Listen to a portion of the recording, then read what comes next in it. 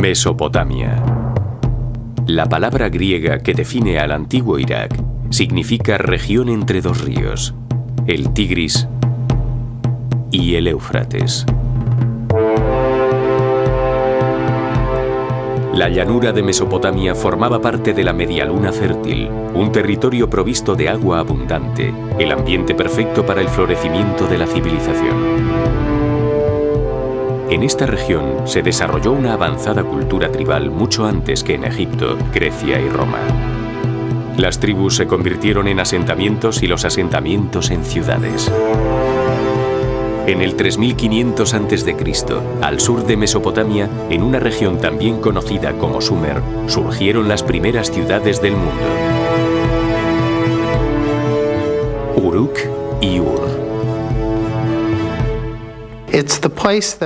En este lugar se desarrolló, por primera vez en el planeta, todo lo social, lo político y lo tecnológico que normalmente asociamos a la vida civilizada.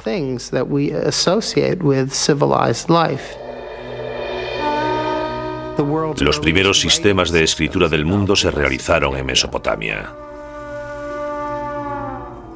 Aquí surgieron los primeros reyes del mundo. Aquí se inventó la rueda, se inventó el arado, se instauró el Estado como forma de organización de la vida política.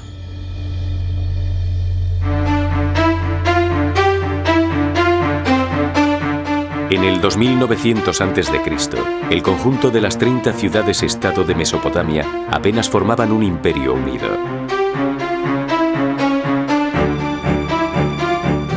Cada una tenía su propio rey, sus propios dioses y su propia zona de campos de cultivo. Las ciudades rivales crearon alianzas para reforzar su independencia o para conquistar a los habitantes del lugar. Las distancias entre las ciudades en realidad eran bastante pequeñas, y debido a que el agua del terreno era un bien muy preciado, en cuanto alguna ciudad tenía la más mínima ventaja, entraba en guerra.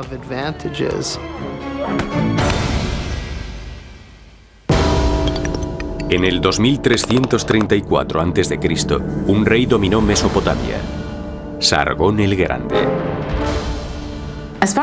Parece ser que no sobrevivió ninguna imagen de Sargón, pero podemos imaginarnos su aspecto. Tendría el aspecto, al menos en sus retratos, del típico rey mesopotámico, fuerte y poderoso. La forma antigua del nombre de Sargón, Saroquín, significa rey ilegítimo. Y según los historiadores, esto es una clara indicación de que Sargón era un usurpador. Según cuenta la leyenda, sus orígenes eran iguales a los de Moisés. Sargón era el hijo ilegítimo de una sacerdotisa. Así que tras nacer, lo metió en una canasta que puso en el río y lo encontró un jardinero que le crió. Y de mayor, acabó al servicio del rey de Kish.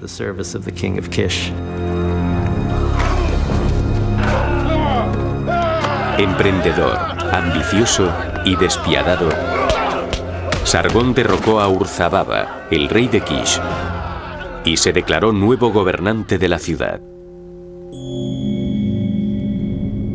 También reinó en Nagadé, la capital de la ciudad que construyó al norte de Sumer, en el estado de Akkad, aunque su localización precisa es todavía incierta. Con la ayuda del ejército acadio, Sargón empezó a tomar el control del sur de Mesopotamia.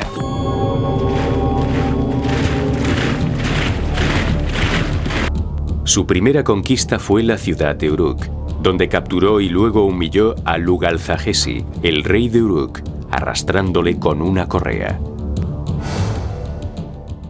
Y tras conquistar Uruk, conquistó otras ciudades del sur de Mesopotamia. Luego parece que por alguna razón decidió no seguir. Él no era como los anteriores reyes sumerios. No le bastaba con lidiar batallas locales. Quería luchar contra lo que se llamaba el mundo conocido. Sorprendentemente, hizo precisamente eso. Durante su reinado de 56 años, Sargón conquistó el norte de Mesopotamia, el norte de Siria y finalmente llegó al Mediterráneo y conquistó el sudeste de Turquía. Sargón construyó el primer imperio del mundo. Fue el primer rey que se hizo con las tierras en las que vivía gente de diferentes nacionalidades, que hablaban otros idiomas y tenían dioses diferentes. Fue muy admirado por los reyes mesopotámicos de aquella época. Estableció las reglas básicas de lo que es ser un verdadero emperador. El imperio de Sargón no era solo único en extensión, sino también en organización. Intentó unificar esta extensa zona y reorganizarla como nadie lo había hecho jamás.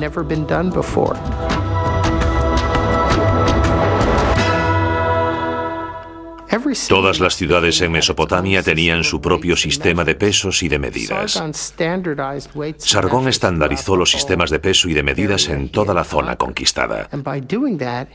Y al hacer esto, hizo posible el comercio entre ciudades alejadas entre sí. Las nuevas ideas de Sargón no estaban limitadas a la construcción de su imperio, también concernían a lo militar. Fue el primer rey que tuvo un ejército permanente. Tenía un enorme ejército de 5.400 hombres que habían sido reclutados en todas las ciudades del imperio, pero resultaban caros de mantener, así que Sargón introdujo una nueva tradición para poder alimentar a sus tropas: el saqueo. El ejército se alimentaba de los productos de la tierra, así que las campañas de guerra estaban más o menos organizadas para que empezasen cuando ya se había recogido la cosecha en toda Mesopotamia. Fue una época sembrada por el terror que no me hubiese gustado vivir. Si vivías en la región de Akkad, pero no formabas parte de la élite, sabías que cada año tendrías que enfrentarte a este tipo de masacre.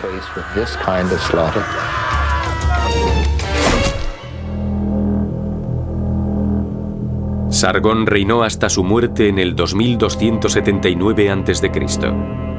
Su dinastía continuó gobernando durante otros 82 años. A pesar de que el imperio acadio fue un imperio grandioso, también demostró su fragilidad. En el 2197 a.C., el reino cayó en manos de unos enemigos que provenían de los montes Zagros en Persia.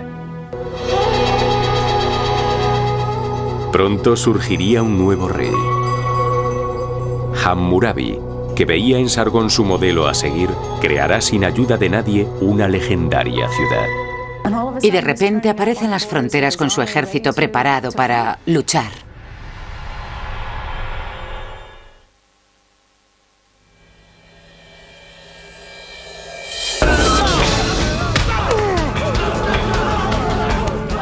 En el 2197 a.C., al caer el imperio acadio, originado por Sargón, la ciudad se sumió en un caos.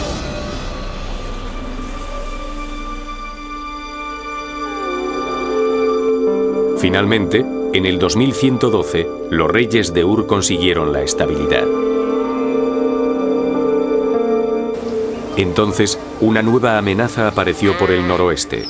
Unos nómadas llamados amoritas sembraron el miedo entre los mesopotámicos. Veían a los amoritas como bárbaros. Les describían como gente que no cultivaba alimentos, que no vivían en casas, sino en tiendas. No enterraban a sus muertos el día del fallecimiento. No cocinaban la carne.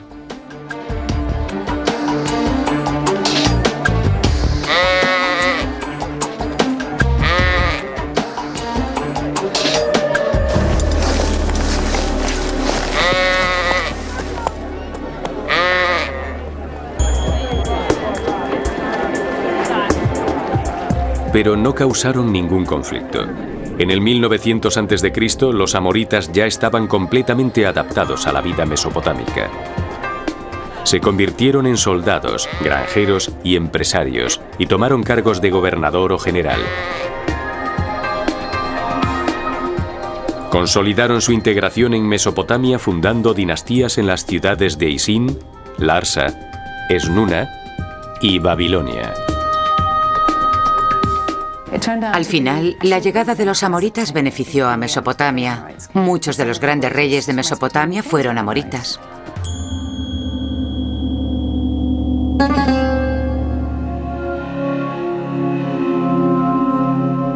En el 1792 a.C., el mejor gobernante de la dinastía amorita de Babilonia, Hammurabi, subió al trono como su sexto rey. Al principio no parecía demasiado interesado en las campañas militares. Gobernó durante 43 años. Después de 30 años de gobierno, quiso emular a Sargón y construir su propio imperio. Empezó a luchar contra los reinos vecinos, que antes habían sido sus aliados. Había mantenido con ellos buenas relaciones durante años y de repente aparece con sus ejércitos en las fronteras, preparados para luchar, para hacerse con el poder. Las campañas militares de Hammurabi se distinguían por la cantidad de rehenes que capturaban para pedir un rescate. Había comerciantes especializados en esta tarea. Pagaban el rescate del enemigo a los soldados babilonios y pedían al que habían rescatado que les devolviese el dinero. Era la forma que tenían los comerciantes de ganar dinero seguro, porque siempre sacaban beneficios de los rescates que pagaban. Las conquistas de Hammurabi se extendieron desde el Golfo de Persia hasta Siria. A pesar de que su imperio no fue tan grande como el de Sargón, los historiadores consideraron a Hammurabi como el constructor de imperios más importante desde Sargón. Sin embargo, él no se parecía al antiguo rey. Sargón utilizaba su poder y tácticas casi terroríficas para controlar a la gente. Mientras que Hammurabi se presenta ante el pueblo como un político moderno que desea el amor del pueblo, quiere gustar a la gente. Instauró leyes para proteger al pueblo, no para obligarles a someterse. La fama de Hammurabi creció con sus conquistas, pero realmente obtuvo su grandeza con su interpretación de la justicia. Hacia finales de su reinado, puso varios monumentos en sus ciudades. El más grande, que aún se conserva, es una losa de piedra que se conoce hoy en día como la Estela de Hammurabi, donde están grabadas las 282 leyes del Código de Hammurabi. Están grabadas en una escritura en forma de cuña llamada cuneiforme, la primera escritura conocida desarrollada en Sumer a finales del cuarto milenio antes de Cristo. Si un esclavo le dice a su señor, "No eres mi señor", el señor puede cortarle la oreja al esclavo.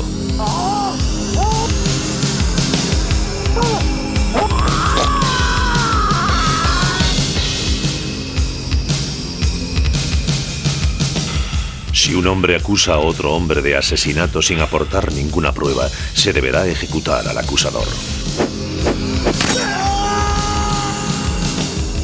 Si una mujer no es discreta y por tanto no cuida de su casa y desacredita a su marido, hay que arrojar a esta mujer al agua.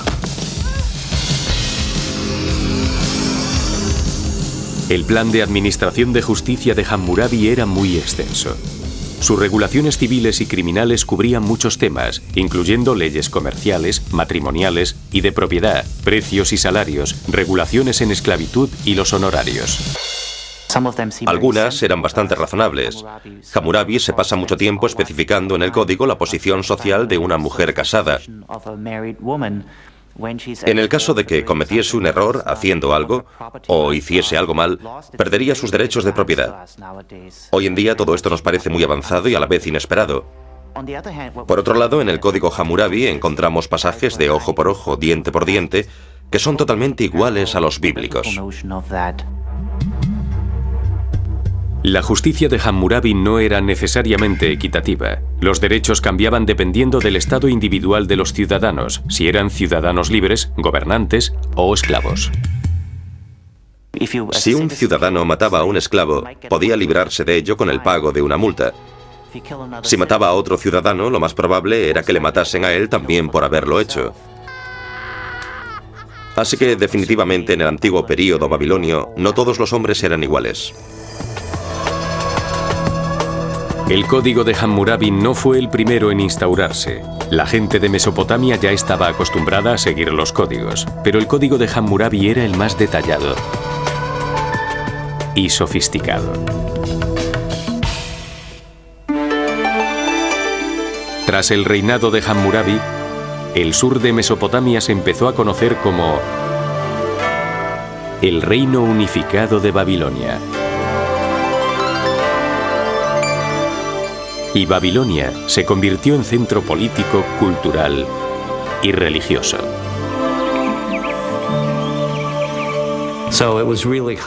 Así que en realidad todo lo que hizo Hammurabi convirtió a Babilonia en lo que es y en lo que será bajo el dominio del neobabilonio Nabucodonosor, que la convertirá en la gran metrópolis del mundo antiguo. En 1750 a.C., una enfermedad obligó a Hammurabi a cederle el trono a su hijo. En el 1000 a.C., Babilonia ya había formado un estado nacional en el sur. Mientras tanto, la ciudad de Asur dominaba el norte con un estado rival, Asiria. Pronto los gobernantes de la región, como las arenas de los desiertos, llevarán a cabo un increíble cambio. Babilonia luchará por la obtención del poder contra el norte de Mesopotamia, el hogar de los soldados más antiguos del mundo. Los asirios. Los imperios estaban haciéndose cada vez más grandes y más despiadados.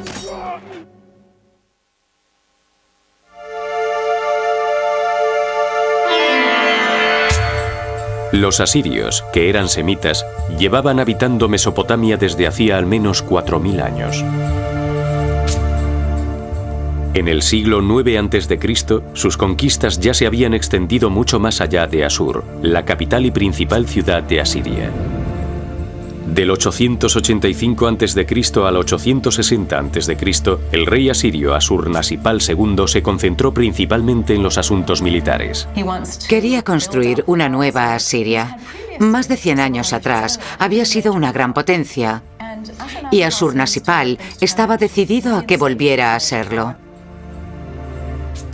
Todo su gobierno estaba centrado en asuntos militares.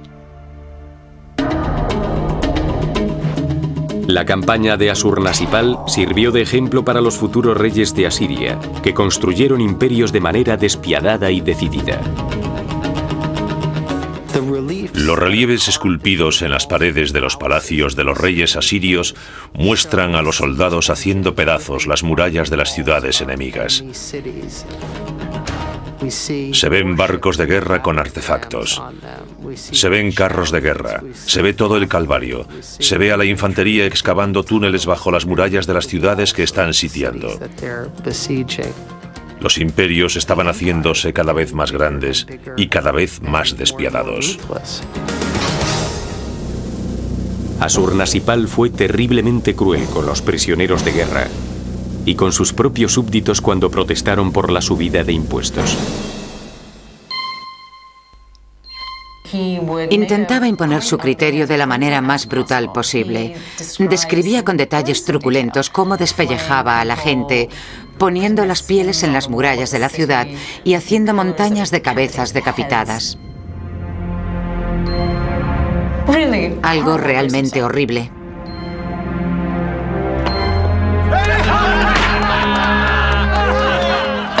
Según los historiadores, es muy probable que esto no lo hiciese en todas partes. Elegía una ciudad y la utilizaba de ejemplo para aterrorizar a todo el mundo.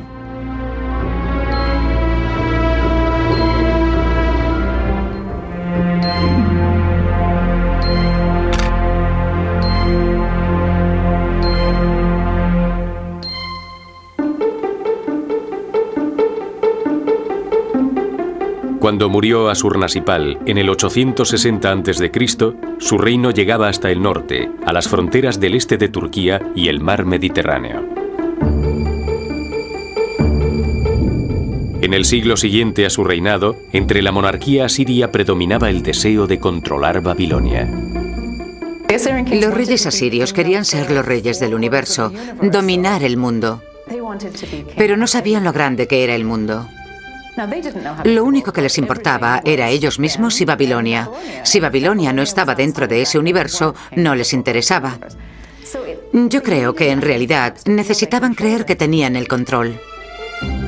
Pero parece ser que los babilonios tenían sus propias ideas sobre cómo querían vivir. Babilonia se negaba a someterse a Asiria y estaban constantemente enfrentadas. Así que Asiria puso en práctica algunas tácticas. Subió al trono a su propio rey de Babilonia. Decidieron darle el trono al hijo de un rey asirio, que gobernaría Babilonia. Aún así, independientemente de los problemas que hubiese entre las dos culturas, los asirios, por irónico que resulte, tenían un gran respeto por la civilización babilonia. A pesar de que los asirios eran muy poderosos, seguían teniendo la sensación de ser culturalmente inferiores con respecto a Babilonia. Veían a Babilonia como una fuente de conocimiento, con su cultura cuneiforme, y seguramente les veían como los americanos vieron a Inglaterra en el siglo XIX, como un sitio donde encontrar auténtica literatura, teatro y cosas por el estilo.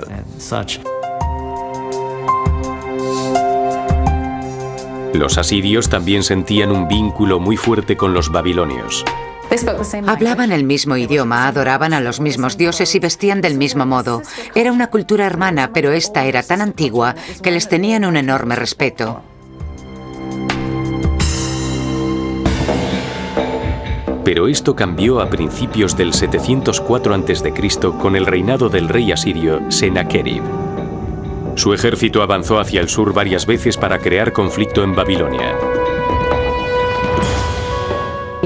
Puso en el trono de Babilonia un rey que utilizó de títere y luego lo sustituyó por su hijo, el príncipe heredero.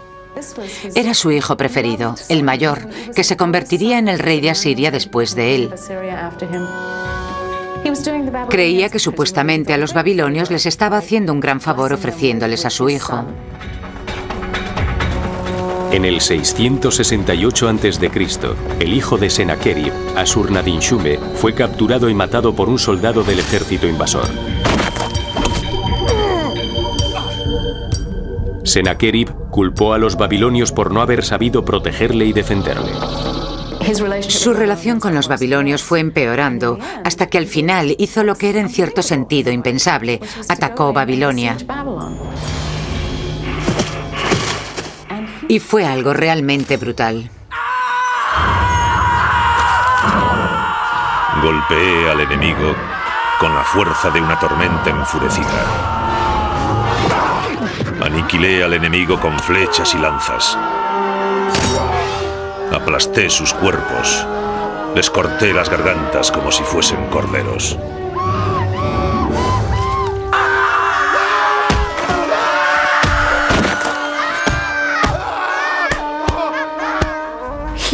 Destruyó la ciudad, quemó los edificios, arrasó los templos, cogió las estatuas de los dioses y ordenó a sus soldados que las destruyeran. Eso era una verdadera profanación, un sacrilegio. Entonces maldijo la ciudad. Dijo: nadie podrá reconstruir Babilonia en 70 años. Las acciones de Sennacherib enfurecieron a los asirios, que creyeron que la destrucción de Babilonia atraería la ira de los dioses. Incluso los miembros de su propia familia estaban descontentos con él. Su propio hijo le mató. Circulaban dos historias sobre cómo había muerto. Una era que había sido apuñalado, y la otra que su hijo había cogido una enorme estatua de un toro y se la había tirado a su padre, cayéndole a este encima. ¡Qué manera más horrible de morir!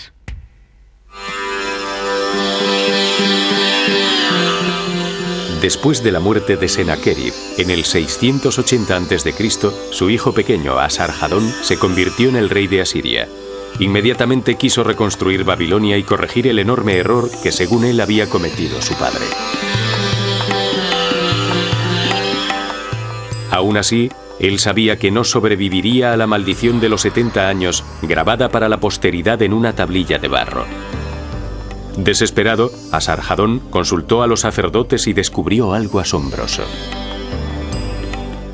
Descubrió que no eran 70 años después de todo. Habían estado leyendo la tablilla al revés y en realidad eran 11 años, porque la manera como se escriben los números en cuneiforme, 70 al revés es 11. De ahí la confusión. Solo tenía que esperar 11 años. Asarhadón ordenó que se reconstruyese la ciudad. Utilizó los botines obtenidos en sus conquistas para ayudar a financiar la construcción. Cuando Asarhadón murió en el 669 a.C., dejó a su hijo mayor, Asurbanipal, un reino que se extendía desde Egipto hasta Persia. Asurbanipal fue uno de los gobernantes de Mesopotamia más cultos, porque tenía una habilidad única. Dijo, yo, Asurbanipal, puedo leer y escribir. Quería tener una colección de todos los trabajos literarios de su reino y guardarlos en su palacio de Nínive.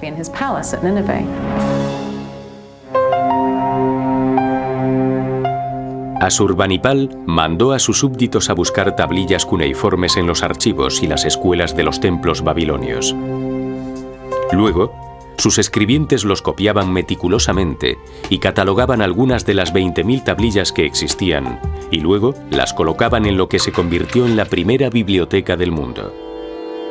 De toda la colección, Asurbanipal valoraba especialmente los más de 300 textos que, según él, predecían el futuro. Si no se vislumbra la constelación de Aries, el rey será muy desgraciado. Si las estrellas de Orión brillan, alguien influyente conseguirá demasiado poder y cometerá actos malvados. La mayoría de las tablillas tenían que ver con este tipo de adivinación, y para él eran importantes a la hora de gobernar bien, de acuerdo con la voluntad de los dioses, y a la hora de sobrevivir como rey.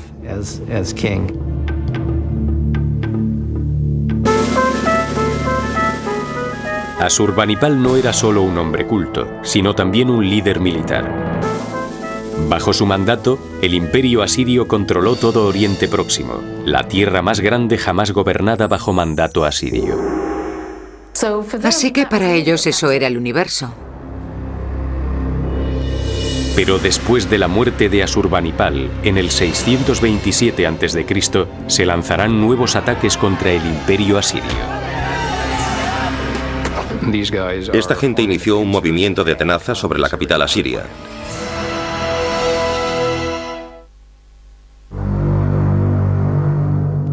A finales del siglo VII a.C., Babilonia estaba sumida en el caos. Asurbanipal, el rey asirio, que también había reinado en Babilonia, había muerto. Antiguamente, en Oriente Próximo, en cuanto moría un rey, todo el mundo intentaba huir, aprovechando que era el momento más débil del imperio. Entonces es cuando se produce un caos, porque todos quieren ocupar el trono.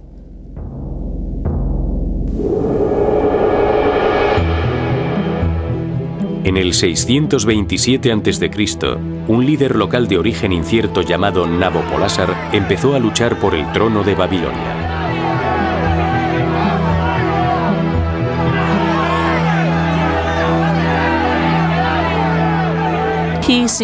Al parecer había sido gobernador de Babilonia, porque en el primer milenio en Babilonia había distintos grupos étnicos y él parece ser que estaba a cargo de uno de ellos.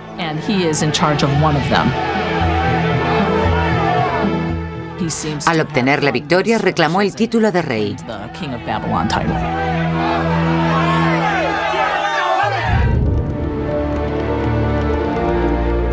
Nabopolásar alardeaba de ser un rey dedicado a su pueblo y estaba decidido a conseguir la independencia entre el sur y el norte de Mesopotamia.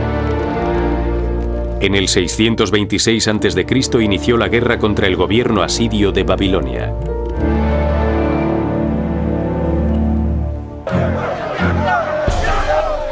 En 10 años, Nabopolásar había conseguido dominar totalmente a Babilonia y empezó a amenazar a la capital asiria. Empieza a expulsar a las tropas asirias y luego se dirige hacia el norte, hacia el centro de Asiria. En el 615, cuando estaba con los ejércitos asirios dirigiendo los ataques a Asiria,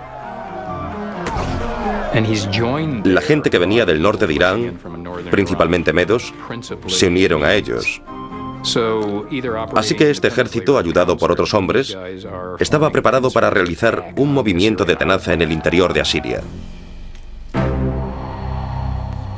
En el 614 a.C., los medos saquearon la ciudad de Nimrud y un año después tomaron Asur, el centro espiritual y cultural de Asiria. En el 612, una coalición de medos y babilonios entró en Nínive y tras 3 meses de sitio, Nínive se rindió. El poderoso imperio asirio estaba acabado. En la conquista, Asiria es víctima de su propia maximización. No es un país cuyo poder está necesariamente basado en tratados. En cuanto el poder asirio empieza a debilitarse, básicamente se queda sola y se derrumba. La victoria de Nabopolásar contra su rival más antiguo fue bastante dulce. Masacraron la tierra de Asiria. La convirtieron en un terreno hostil con un montón de ruinas. Los asirios que años antes habían gobernado a todo este pueblo, ahora herían a la gente con sus armas poderosas. Le entrego a Dios esta hazaña porque su yugo no me pertenece.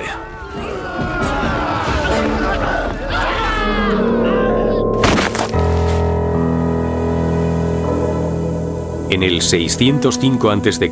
murió Nabopolásar y le sucedió como rey de Babilonia su hijo mayor, Nabucodonosor II. Había sido comandante en el ejército de su padre y pronto demostrará ser igual que todos los grandes conquistadores mesopotámicos que habían reinado a partir de Sargón. Se las arregló para reinar más de 40 años, durante los cuales estableció el control sobre la mayoría de los territorios occidentales del antiguo imperio asirio.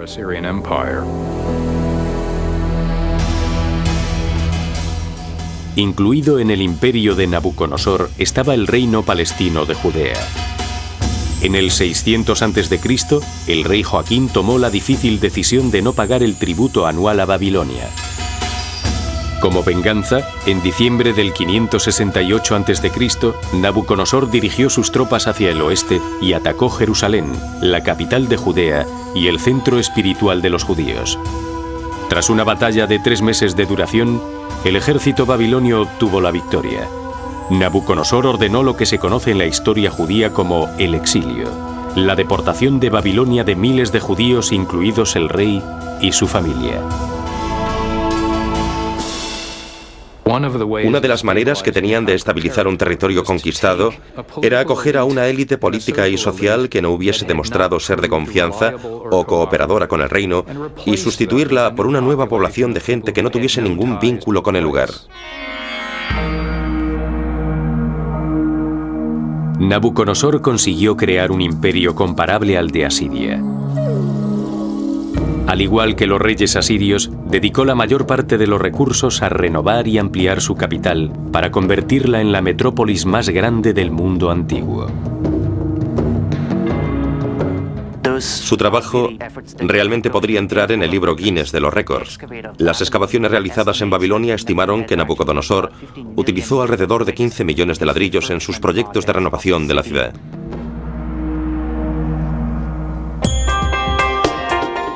Aparentemente, Nabucodonosor era un perfeccionista.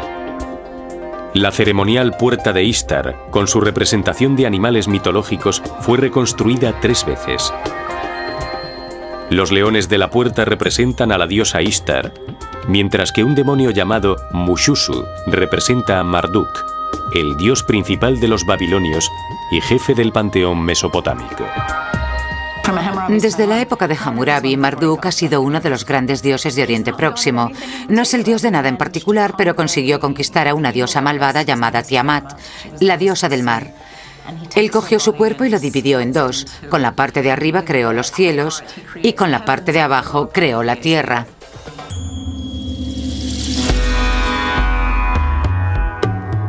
La Puerta de Ishtar estaba al final de un camino procesional que llevaba a los templos babilonios y a una zigurat. El templo tenía una torre de 98 metros de altura conocida como la Torre de Babel. En la historia de Mesopotamia, los zigurats han sido los símbolos de la arquitectura religiosa. Son estructuras enormes. Construirlas lleva muchas horas de trabajo. Solo un rey con poder y riqueza puede iniciar semejante proyecto y terminarlo. Y parece ser que la Torre de Babel se construyó también para obtener su gloria personal.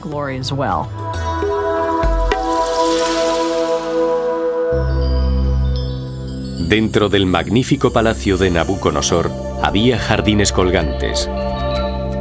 El historiador griego Heródoto los definió como una de las maravillas del mundo. Supuestamente, los jardines habían sido construidos para la mujer del rey, una princesa iraní que echaba de menos su país y se consolaba con ver las terrazas de los edificios y las plantas exóticas.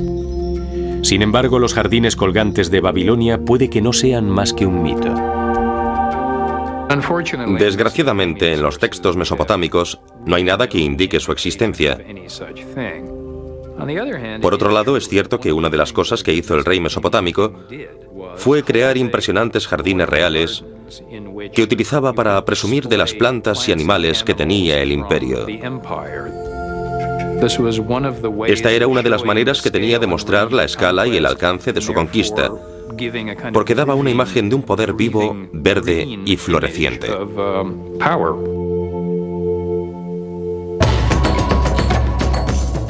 Nabucodonosor murió en el 562 a.C. con 84 años.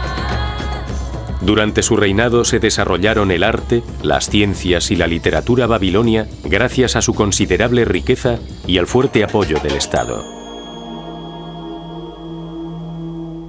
Pero bajo esta superficie brillante no todo era perfecto. Ahora, Babilonia estará al mando de un rey, fiel al enemigo.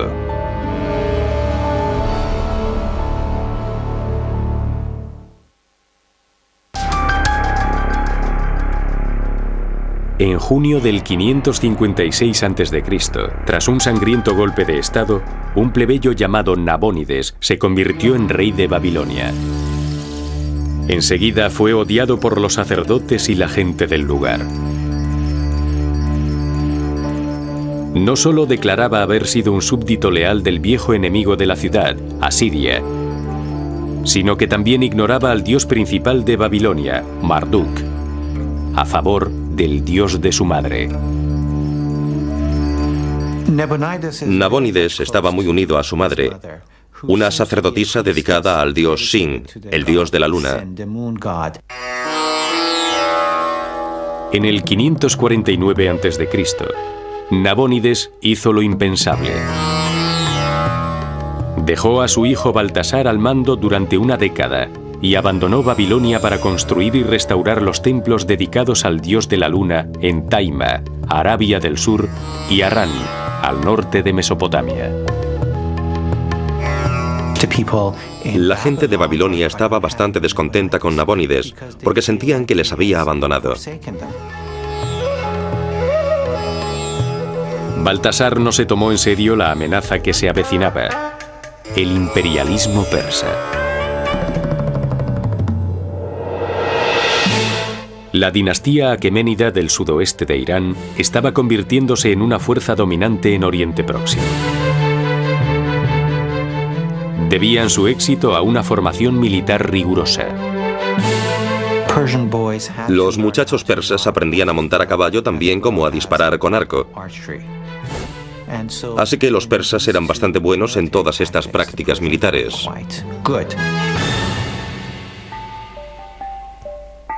En el 559 a.C., un nuevo rey aqueménida ocupó el trono. Tenía una característica bastante poco frecuente en un conquistador: la tolerancia. Se llamaba Ciro el Grande. En solo 10 años alcanzó una enorme popularidad, no solo por su habilidad militar, sino por haber obtenido la victoria contra los medos iraníes sin derramar nada de sangre. Llevará a cabo una increíble campaña de guerra en la que primero conquistará la meseta iraní gobernada por los medos. Antes de la batalla, un gran número de soldados del ejército medo se pusieron del lado de Ciro y abandonaron al gobernador medo, y por tanto, él ganó la batalla antes de que ésta comenzase. En el 546 a.C., Ciro tenía un enorme imperio que se extendía desde Asia Menor, en el oeste, hasta la meseta iraní en el este. Lo único que quedaba era Babilonia, el centro político, cultural y religioso, y los territorios babilonios de Siria, el Líbano y Palestina. Conquistarlos significaría el nacimiento de un nuevo imperio mundial, algo a lo que Ciro era incapaz de resistirse. Babilonia es el centro del mundo. Es la capital del mundo en ese momento. Una vez Ciro conquiste Babilonia, la historia mundial cambiará radicalmente. Será el dueño de la capital del mundo. Estaba preparado para invadir Babilonia. En el 539 a.C., Nabónides regresó demasiado tarde para salvar su reino. Los persas mataron a Baltasar, capturaron a Nabónides y luego tomaron Babilonia sin encontrar resistencia. Los babilonios estaban cansados de que su rey no se hiciese cargo de su reinado y dieron la bienvenida a Ciro no como conquistador, sino como libertador.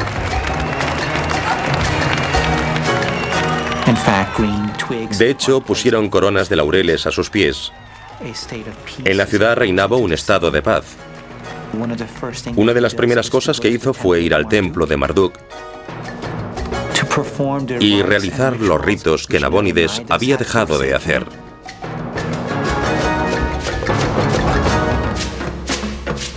Nabónides fue exiliado a Irán, donde gracias a la política de amnistía persa le dieron un puesto en el gobierno. A Ciro se le otorgó el título de rey de Babilonia y rey de las tierras. Siguiendo una política de generosidad, no de represión, y favoreciendo a las regiones locales, consiguió que sus nuevos súbditos fueran sus aliados más entusiastas.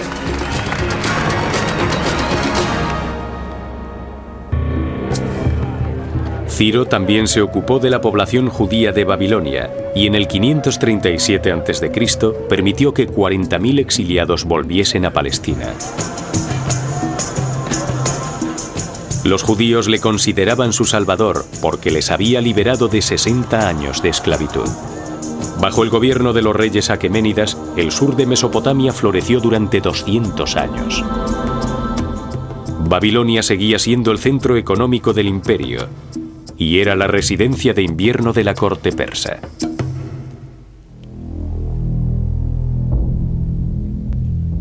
En el 336 a.C., en la era de Darío III, la incompetencia de algunos gobernantes y multitud de rebeliones habían ido debilitando al imperio persa. 5 años después, a los 50 años, Darío tuvo que defender a Babilonia contra el rey de Macedonia de 22 años. Alejandro Magno.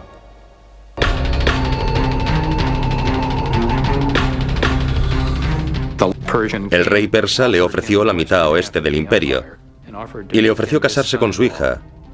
Pero Alejandro dijo: no, la mitad no es suficiente, lo quiero todo. Darío lo tenía difícil. Perder Babilonia seguramente supondría el fin del imperio persa.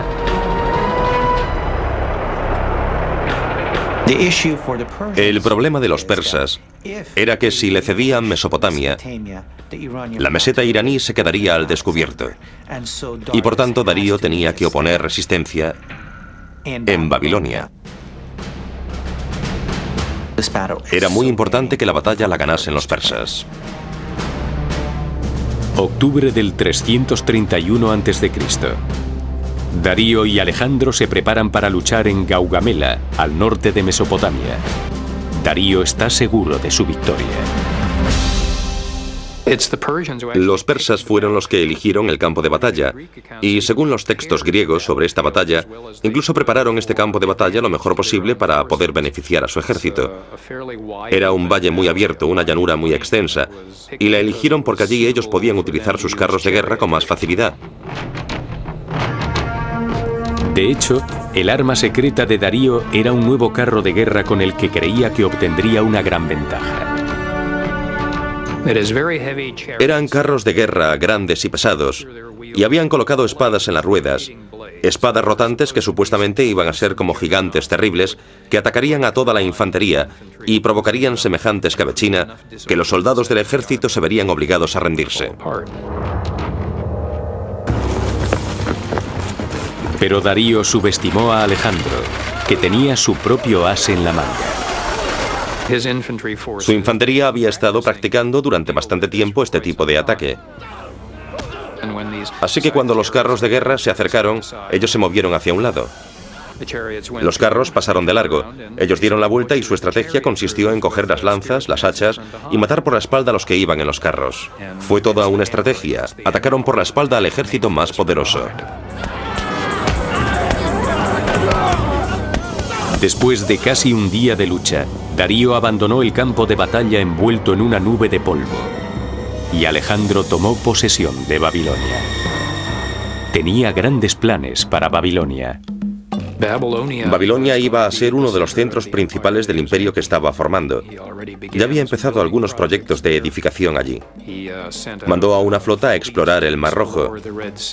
Empezó a construir instalaciones navales por el Tigris y el Éufrates y cerca de la desembocadura del Golfo para que las ciudades situadas más arriba de Irak pudieran ser más accesibles en barco.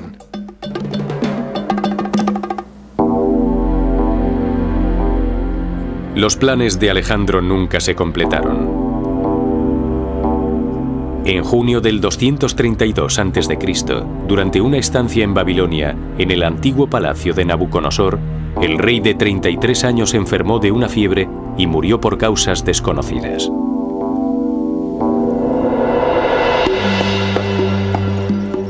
Después de la muerte de Alejandro, su imperio fue dividido entre los generales que habían luchado a su lado. El poder político pasó de Babilonia a la nueva ciudad de Seleucia, en la orilla oeste del río Tigris, en Mesopotamia. Babilonia ya no era la capital del imperio, y tampoco era la capital del territorio. Así que en ese momento se produjo un declive, pero probablemente pasará bastante tiempo antes de que Babilonia se convierta definitivamente en una ciudad abandonada. Hoy en día, los restos de Babilonia están esparcidos por todas partes. Solo se conservan algunos asentamientos situados cerca del río Éufrates, a 96 kilómetros de Bagdad.